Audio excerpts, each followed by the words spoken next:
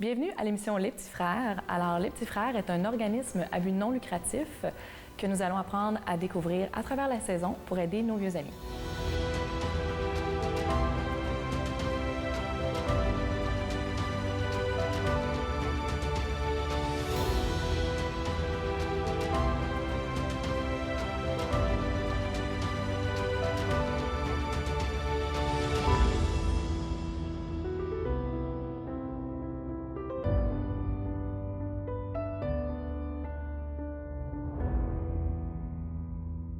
Alors aujourd'hui, à l'émission Les Petits Frères, on reçoit deux invités qui sont beaucoup impliqués au niveau de cet organisme. Alors, M.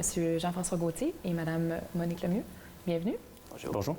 Alors d'abord, pour aider nos téléspectateurs à comprendre ce que c'est que cet organisme, est-ce que vous pouvez nous expliquer en détail un peu plus ce que c'est que les Petits Frères? Ben oui, tout à fait. Bien, je dirais d'abord, pour commencer, je suis le coordonnateur de l'organisme ici à Laval.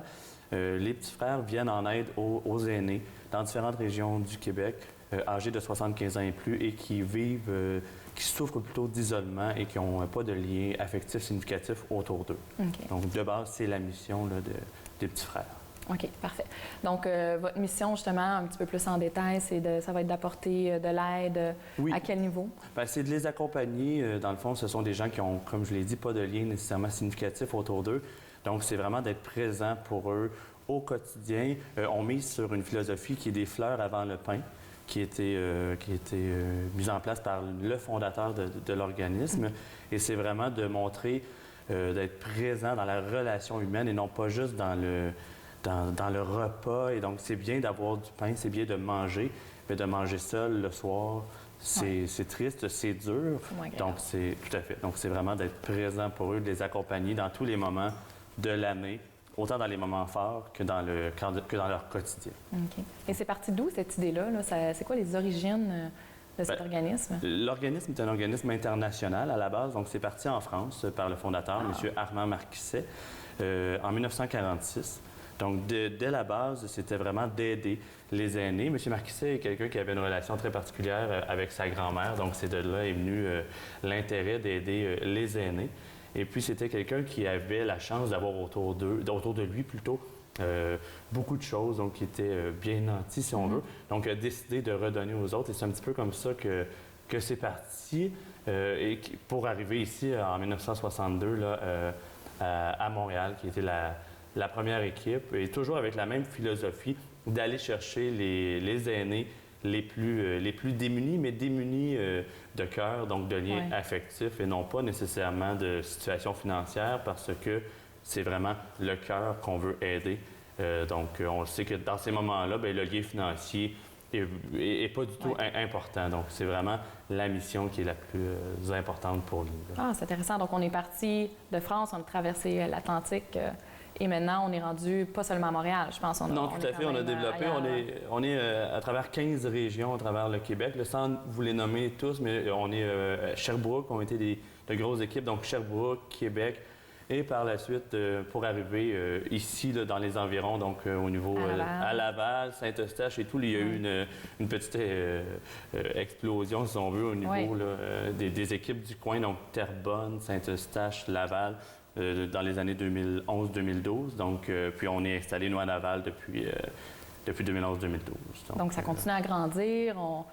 Tout à fait. Bien, il y a des aînés qui ont besoin partout à travers le Québec. Donc, il faut simplement s'assurer, nous, de stabiliser où on est. Mais c'est sûr qu'on garde l'idée de s'agrandir de plus en plus. Donc, Mais justement, pour faire grandir un organisme comme ça, vous devez avoir des bases solides, vous devez avoir vraiment des valeurs qui sont importantes pour vous. C'est quoi les valeurs les plus importantes qui font que ça se tient si bien comme ça, cet organisme? Il y a une valeur, premièrement, je pense, une grande valeur de respect. Donc, on accepte les aînés tels qu'ils sont. Donc, que ce soit de respecter les idéaux politique, de religion, peu importe la nationalité, je l'ai dit tantôt, mais je le répète, il y a deux seuls critères qui sont d'être âgé de 75 ans et plus et d'être seul et isolé et d'en souffrir. Donc, c'est le respect est quelque chose de très important et c'est ce qu'on va dire dès le départ à nos bénévoles. Il y a la fidélité et l'engagement. La fidélité parce qu'on se veut un organisme présent jusqu'à la fin de leur vie. Donc, c'est l'engagement qu'on prend, c'est l'engagement qu'on leur dit quand ils vont se joindre à nous. c'est de les accompagner, c'est d'être présent jusqu'à la fin. Ces gens-là n'ont plus de famille, n'ont plus de liens significatifs. Donc, on devient un petit peu leur famille d'adoption. Parce que l'organisme des petits frères, justement, on parlait tout à l'heure, c'est à partir de 75 ans. Ouais. Donc, ça peut durer des années. Donc, on développe justement, comme vous dites, beaucoup de... Il faut créer un lien très fort et maintenant, on vit de plus en plus vieux, donc c'est important de créer ce lien-là. Et on l'a dit dès le départ, l'organisme prend l'engagement. On le sait que les bénévoles viennent, mais vont peut-être partir. Donc, c'est vraiment l'engagement. L'engagement des petits frères, c'est d'accompagner le vieil ami dans toutes les étapes et dans tous les moments de l'année. Il y a des moments qui sont plus significatifs, que ce soit la journée de leur anniversaire ou est-ce que c'est toujours plaisant d'avoir une bonne fête. J'ai d'ailleurs une vieille amie qui m'a appelé la semaine passée en me disant qu'elle avait reçu une carte de souhait des petits frères. Puis pour elle, c'était la première fois depuis des années qu'elle recevait un... C'est les petits gestes qui font toute la différence. Exactement. Puis ce sont des moments très significatifs. On pense à Noël, à Pâques. Ce sont des moments où nous, la journée même, on a une activité d'organiser pour eux, ainsi que le 1er octobre, qui est peut-être une journée que les gens connaissent un petit peu moins, mais qui est la Journée internationale des aînés, qui va avoir lieu bientôt, là, où est-ce qu'on s'assure d'être présent, autant pour ceux qui peuvent sortir de chez eux, parce qu'on a des gens autonomes et des gens qui sont en perte d'autonomie aussi. Donc, on va s'assurer d'aller visiter ces gens-là chez eux pour que, surtout dans ces moments très forts de l'année, qu'ils puissent avoir une présence. OK. Ça fait combien de temps qu'on est à Laval dans cette situation-là, là, qu'on aide les gens, tout ça? Ça se passe comment? 2011-2012, avec une équipe de bénévoles qui s'est créée. Là, on aura la chance peut-être d'en discuter davantage, mais 2011-2012. Et puis, il y a eu... l'équipe a grandi beaucoup, donc une croissance très grande parce qu'on le sait qu'ici, entre autres à Laval, c'est une population qui est vieillissante. Il y a eu une augmentation de 2011 à 2016 d'environ 1 1 c'est peut-être pas beaucoup, mais ça représente environ 5-6 000 aînés de 75 ans et plus. Donc, je pense que c'est important de continuer de croître et d'avoir des bénévoles de plus en plus, des bénévoles spécialisés aussi. On a une réalité qui est différente. Les gens vivent de plus en plus vieux, donc les maladies vont être peut-être plus présentes. Donc voilà, c'est ce qu'on a de besoin là, présentement là, à Laval. Parfait. C'est structuré comment, un organisme comme ça? La structure générale, là, il y a le palier international, où est-ce que par la suite, il y a toutes les équipes nationales, toutes les régions du monde qui sont autonomes. Dans le fond, la seule chose qu'on se doit, c'est de respecter le même créneau, tout le monde. Puis par la suite, à l'intérieur du national, il y a toutes les équipes en région. Donc, comme je vous ai dit, les 15 régions du Québec. Puis en région, il y a un comité de coordination qui regroupe des gens significatifs, des bénévoles significatifs qui sont prêts à s'impliquer peut-être un petit peu plus pour soutenir le coordonnateur. Chacune des régions a un coordonnateur qui est salarié, qui travaille étroitement avec le comité de coordination. Puis sous ce comité-là, il va y avoir différents comités pour, encore une fois, aider le coordonnateur, que ce soit le comité des bénévoles qui va s'occuper du recrutement et de la gestion des bénévoles. Il y a un comité des vieux amis avec la participation de Monique Lemieux, là, qui est sur ce comité-là. Il y a une structure qui est très présente, un organigramme qui est très structuré pour s'assurer de vraiment répondre aux besoins le plus possible de chacun de nos vieux amis, parce que quand un vieil ami a un besoin, il ne l'a pas dans 2 semaines, il l'a dans l'immédiat exactement. Donc, il y a d'autres comités, je n'en ferai pas le tour de chacun des comités, mais il y a plusieurs comités qui sont présents là, pour aider à tout ça. Bien, merci beaucoup. Bien, merci, ça fait plaisir.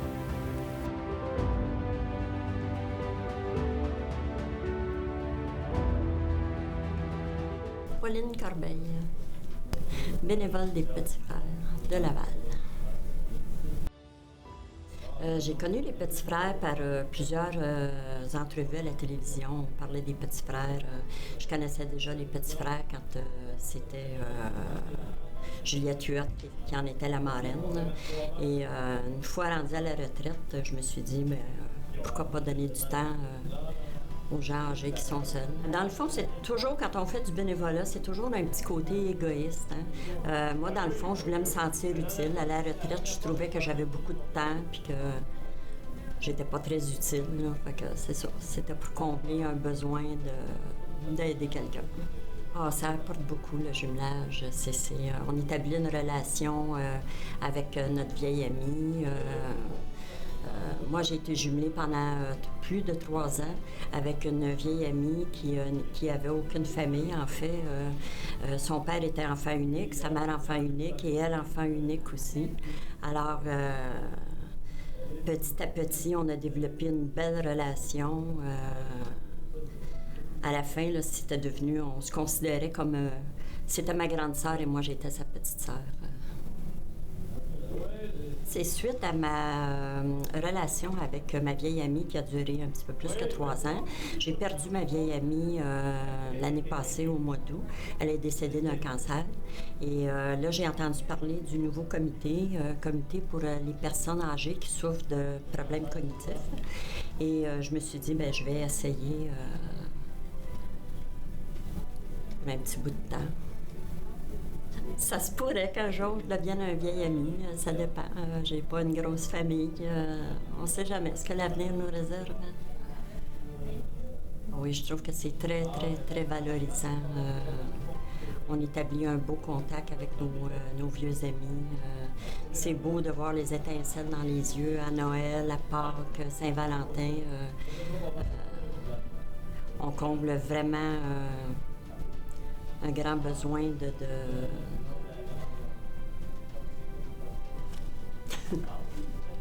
Alors, je recommande à tout le monde de devenir bénévole pour les Petits Frères de Laval.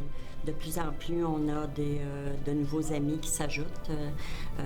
Les bébés boomers arrivent tous à la retraite bientôt. C'est un cadeau, je trouve, que la vie m'a fait de devenir bénévole au sein des Petits Frères. C'est une très belle famille.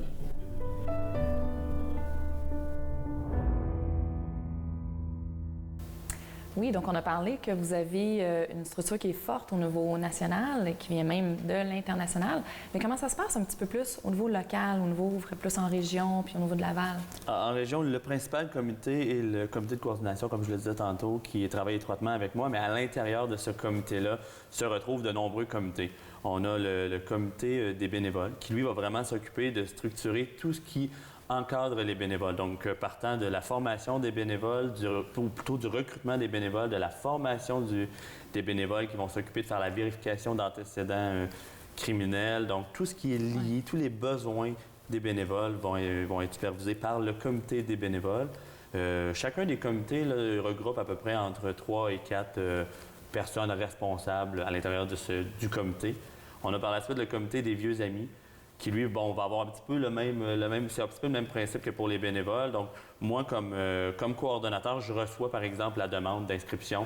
Je vais transférer au comité des vieux amis, qui, lui, va s'occuper de faire un premier contact, premièrement, parce qu'on fonctionne sur une base volontaire. Donc, le premier contact est important pour s'assurer que l'aîné veut bien le faire, et que ce n'est pas quelqu'un qui l'oblige à se joindre à nous.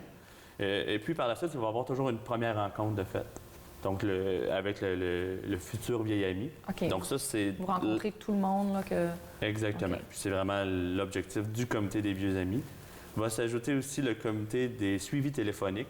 Donc, on s'assure que nos vieux amis soient rejoints une fois par mois. Il y a vraiment une équipe, là, c'est un groupe qui est un petit peu plus grand. Je pense qu'ils sont maintenant à 8 bénévoles qui vont s'occuper une fois par mois de rejoindre chacun des vieux amis pour faire un suivi, s'assurer que tout se passe bien, que le jumelage se passe bien, qu'il n'y ait pas de petits pépins.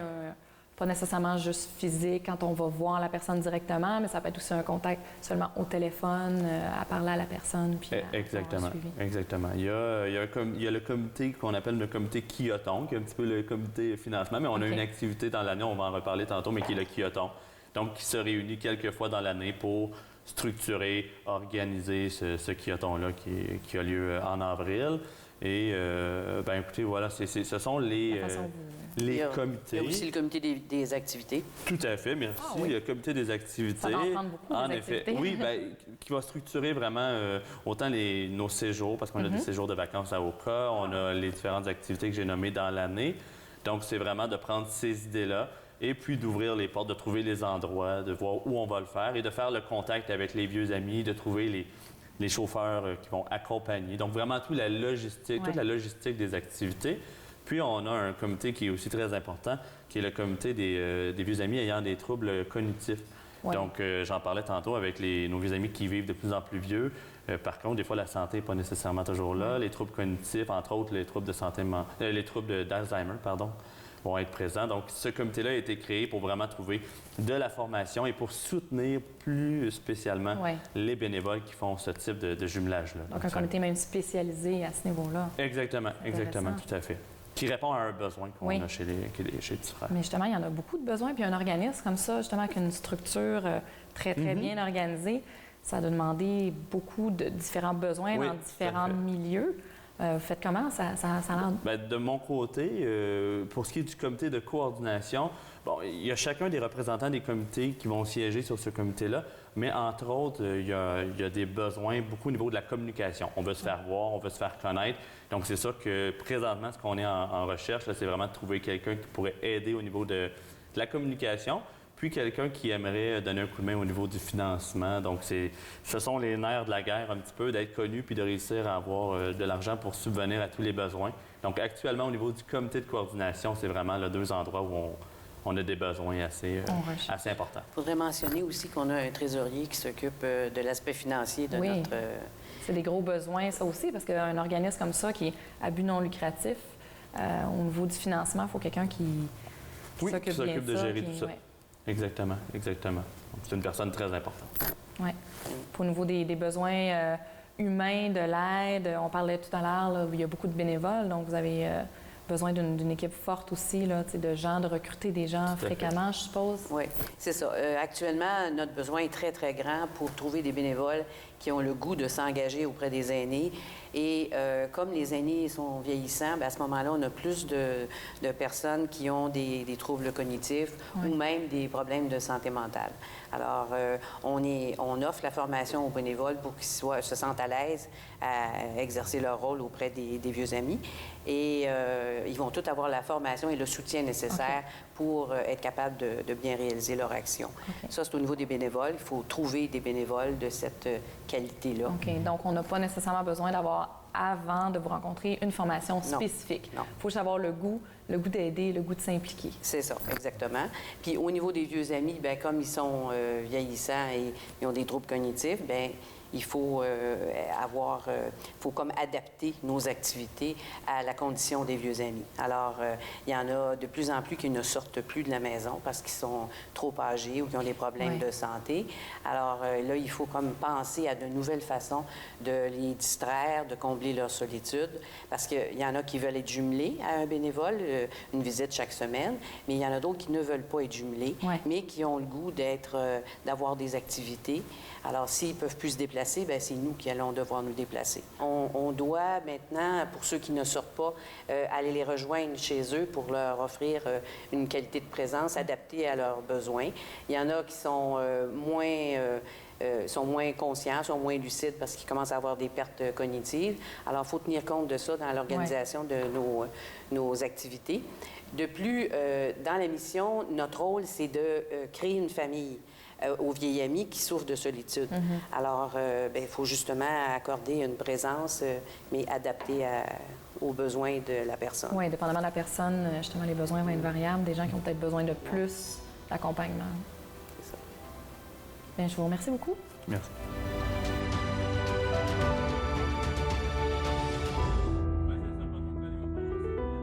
C'est Gisèle Lanienne. C'est mon nom de fille. Quand j'étais à mes cours de mes jambes, puis elle parlait de ça, des petits frères, puis plusieurs fois j'entendais ça. Puis j'attendais qu'elle disait qu'elle avait du plaisir d'aller là, qu'il y avait tout ça d'affaires, il y allait au cas, puis il y allait aussi. Puis je disais à maman, j'aimerais donc ça y aller. Elle a fait l'application pour moi, puis j'étais très heureuse de ça. Ça fait... voyons, 2013. Ouais.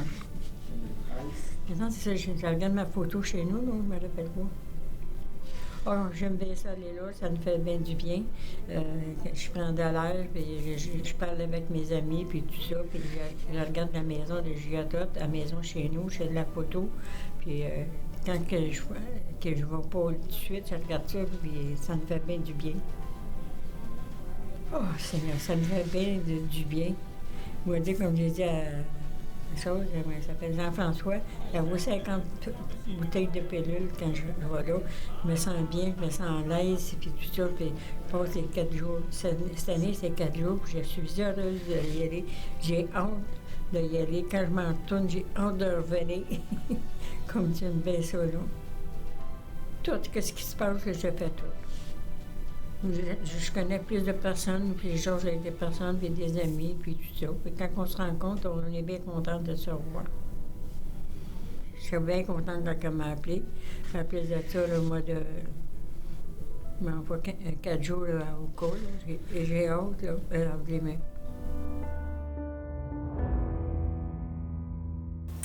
Alors, nous, dans la grande région de Laval, il y a beaucoup de développement, il y a beaucoup de mouvements, d'amélioration. Ça se passe comment là, depuis que les petits frères sont à Laval?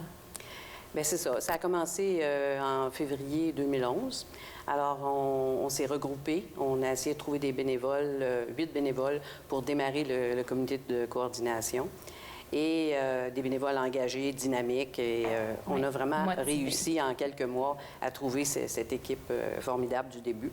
Et ensuite, il fallait les former, les bénévoles, pour qu'ils soient aptes à faire justement le recrutement à la fois des vieux amis et des bénévoles et d'évaluer les candidats de part et d'autre. Ensuite, il fallait se faire connaître par les organismes du milieu et se faire accepter. Alors, là, les partenaires sont variés plutôt. Il fallait se faire accepter par Ville de Laval comme étant un organisme communautaire comme tel.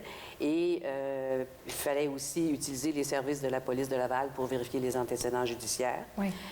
Au niveau de la table régionale de concertation des aînés de Laval, il fallait aussi être accepté. Alors, tout ça, c'était des procédures, des démarches qui prenaient quelques mois. Hein, oui, beaucoup de technicalités pour prouver qu'on a une crédibilité, qu'on ne vient pas. Aussi, les organismes communautaires, parfois, ils sont inquiets parce qu'ils pensent qu'on va venir chercher des subventions, donc il y a quand même une certaine méfiance aussi là, au niveau des... Alors, mais quand ils ont compris le créneau qui était particulier, parce que notre créneau est très particulier, on s'occupe vraiment des 75 ans et plus, qui souffrent de solitude et qui n'ont pas de lien significatif avec la famille ou l'entourage. À ce moment-là, les gens ont compris qu'on n'était pas des compétiteurs, mais plutôt en complémentarité avec eux. Il y avait de la place, là. Il y avait vraiment de la place pour ce type d'organisme. Mais il faut vous dire qu'il y avait 62 organismes communautaires qui s'occupent des aînés et qui font partie de la table régionale de concertation. Okay. Alors, on arrivait à un nouvel organisme. Alors, c'est pour ça que notre créneau particulier nous a aidés. Mais chacun doit avoir sa voix, son but, en fait. Là, donc, Puis ensuite, on doit travailler en complémentarité parce qu'il y a des besoins auxquels nous, on ne peut pas répondre et eux répondent et vice-versa. Ensuite, au niveau des médias, il fallait se faire connaître. Alors, quand on organisait des activités, il a fallu faire des contacts avec les médias pour qu'ils puissent parler de nous dans les journaux et à la radio-télévision. Au niveau du Centre de santé et services sociaux de Laval, c'est un bassin important de référents pour des vieux amis potentiels. Alors, il a fallu se faire connaître et expliquer quelle était notre mission et comment on réalise notre action. Oui, ça doit être un travail d'équipe, justement, avec eux beaucoup, parce que ils peuvent vous référer, comme on disait, des gens, puis vous dire un petit peu à quel niveau ces gens-là ont des besoins, parce qu'ils sont peut-être à même aussi de vous parler justement des gens qui ont des démences, des choses comme ça. De où vient ce besoin-là? C'est ça. Les travailleurs sociaux et les infirmières, c'est important de les informer pour qu'ils puissent nous référer. Et ensuite, on essaie d'entretenir des bons liens avec eux parce que c'est comme si on est en interaction régulière. Ce sont des partenaires importants. Et on a aussi un rôle au niveau des petits frères d'identifier si nos vieux amis ont des besoins particuliers qui ne sont pas répondus. Alors, supposons qu'on a un vieil ami qui a besoin des services du CLSC, bien nous, on fait la référence. Si un vieil ami est en danger, soit pour ses biens, soit pour sa personne, bien c'est à nous d'alerter les ressources concernées. Parce que je pense qu'avec le temps que les bénévoles et les gens d'organisation passent avec ces gens-là, justement, on peut découvrir des besoins que certains, par exemple, d'autres professionnels de la santé, le médecin de famille, ne vont pas nécessairement voir parce que c'est un temps qui est privilégié aussi. On peut justement voir des choses. On a un lien particulier qu'on a la chance d'avoir. Tout à fait. Que ces gens-là qui n'ont pas la famille proche ne sont pas là pour le voir, justement. Exactement. On est sur le terrain et dans leur intimité, alors c'est facile pour nous de dépister. Ensuite, bien, la première année, on a commencé à organiser nos premières activités. Alors, après 7-8 mois d'implantation, on a organisé notre première Saint-Valentin, la première fête de Pâques et la première activité de financement aussi. Bon, les choses commencent à bouger plus concrètement. Oui, tout à fait. Ça devient... Et parallèlement à ça, bien, il fallait toujours chercher un local, il fallait trouver des subventions. Alors, le National des Petits Frères a décidé d'octroyer un montant pour le loyer et pour le téléphone. Alors, on s'est mis à chercher des locaux. Et bien, c'était pas évident parce que c'est toujours trop dispendieux. Il fallait un local accessible et permanent pour les besoins, pour le bureau des Petits Frères et pour organiser des activités à la fois pour les bénévoles et les vieux amis. Oui.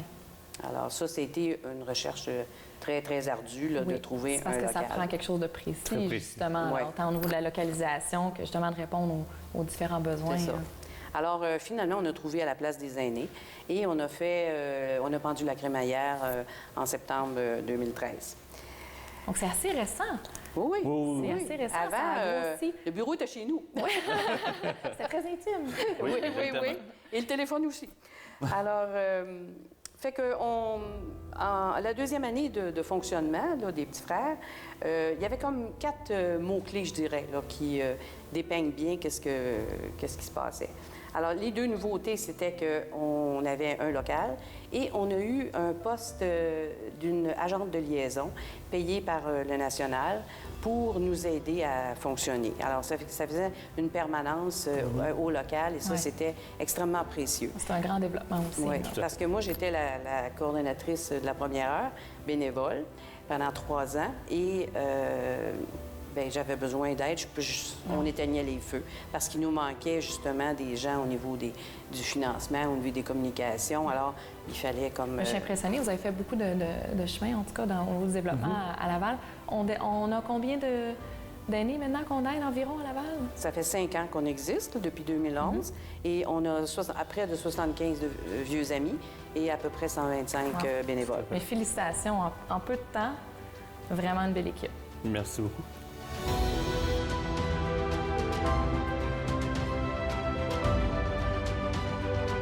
Alors, merci d'avoir été avec nous pour notre émission. Si vous voulez plus d'informations, vous pouvez consulter notre site Internet dont l'adresse apparaît au bas de l'écran et au plaisir de vous revoir la semaine prochaine.